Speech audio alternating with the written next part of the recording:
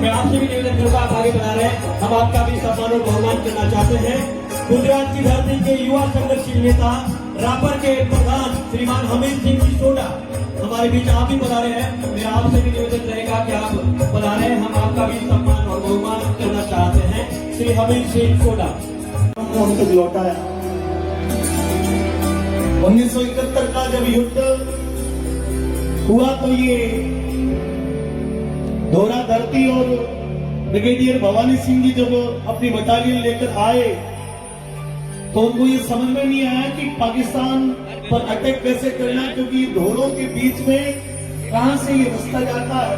तो चूंकि बलवंत सिंह जी का ननियाल जो है वो पाकिस्तान में है और उनको सारे रास्ते पता थे, उनके सहयोग से भारत ने उस युद्ध को जीता।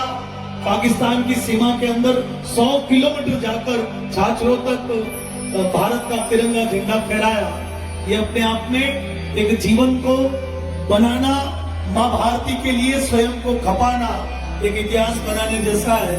मैं कुछ पंक्तियां आप लोगों के बीच में तीर्थ पाकड़ की प्रस्तुत कर रहा हूं, सुनिएगा।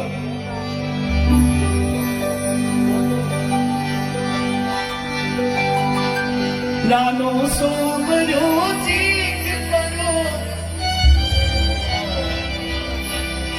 रानो सोयो दुख जानो, दुख जानो। मुझे यहां से विपदा हो रहा था, आप किधर रख जाइए, आप तो कैमरा कहीं से भी पकड़ सकता भाई साहब, क्योंकि मैं उनको सुनाना चाहता हूं कि इसको भी थोड़ा साइड में कर लीजिए। हल्दी घाटी का ओजस्वी संग्राम समाप्त हुआ तो बहुत सारी कोशिशों के बावजूद भी राणा प्रताप को एक बार पराजय का मुख देखना पड़ा। कुछ समय के लिए राणा अज्ञातवास में चले गए।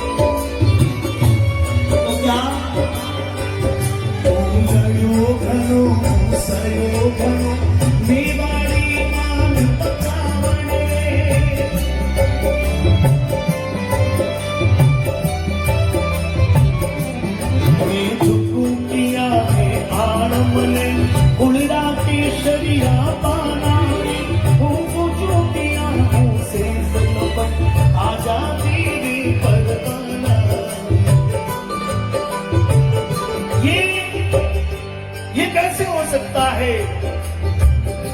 ये केसरिया बाग विदर्भ के सामने कैसे झुक सकती है?